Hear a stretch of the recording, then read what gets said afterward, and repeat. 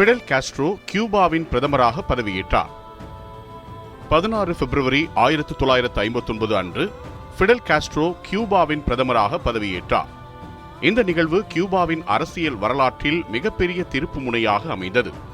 1950களில் Cuba அமெரிக்க ஆதரவு பெற்ற ஆட்சியாளர் ஃபல்ஜென்சியோ பட்டிஸ்டா தலைமையில் இருந்தது. அவரது ஆட்சியில் ஊழல், பொருளாதார சமத்துவமின்மை மற்றும் அரசியல் அடக்குமுறை அதிகரித்திருந்தது.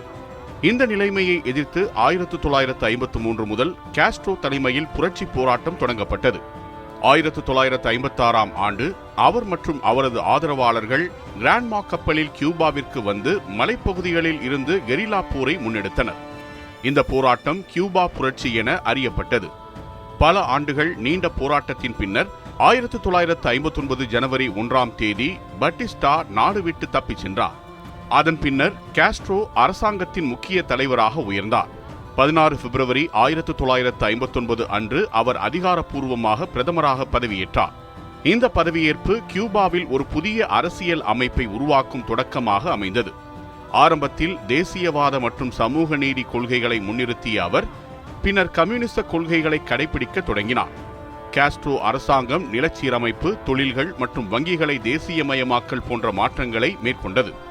பெரிய நில உரிமையாளர்களிடமிருந்து நிலங்களை பறிமுதல் செய்து விவசாயிகளுக்கு பகிர்ந்தளித்தது. இது ஏழை மக்களுக்கு ஆதரவாக இருந்தாலும் அமெரிக்கா உள்ளிட்ட நாடுகளுடன் பதற்றத்தை ஏற்படுத்தியது. 1961ஆம் ஆண்டு கியூபா அதிகாரப்பூர்வமாக தன்னை ஒரு சமூகவாத நாடாக அறிவித்தது. இதன் பின்னர் கியூபா சோவியத் யூனியனுடன் நெருங்கிய உறவை ஏற்படுத்தியது. இது குளிர்போர் காலத்தில் அமெரிக்கா மற்றும் கியூபா இடையே கடுமையான அரசியல் மோதல்களுக்கு வழிவகுத்தது. 1962ஆம் ஆண்டு ஏற்பட்ட கியூபன் மிசைல் கிரைசிஸ் உலகத்தை அணுப்போருக்கு தள்ளிய முக்கிய நிகழ்வாகும். கியூபாவில் சோவியத் ஏவுகணைகள் அமைக்கப்பட்டதை எதிர்த்து அமெரிக்கா கடுமையான நடவடிக்கைகள் எடுத்தது. இந்த சம்பவம் காஸ்ட்ரோ ஆட்சியை உலக அளவில் கவனிக்க வைத்தது. காஸ்ட்ரோ ஆட்சியில் கல்வி மற்றும் சுகாதாரத்துறைகள் மேம்படுத்தப்பட்டன. இலவச கல்வி மற்றும் மருத்துவ சேவைகள் அறிமுகப்படுத்தப்பட்டதால் கியூபாவின் மனிதவள மேம்பாடு உயர்ந்தது.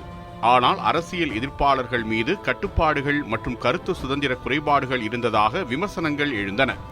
மொத்தத்தில் 16 பிப்ரவரி 1959 அன்று ஃபிடெல் காஸ்ட்ரோ பிரதமராக பதவியேற்றது கியூபாவின் அரசியல், பொருளாதார மற்றும் சமூக அமைப்பை முழுமையாக மாற்றிய ஒரு முக்கிய நிகழ்வாகும். இந்த நாள் கியூபாவில் கம்யூனிச ஆட்சியின் அடித்தளத்தை அமைத்ததாக வரலாற்றில் குறிப்பிடப்படுகிறது.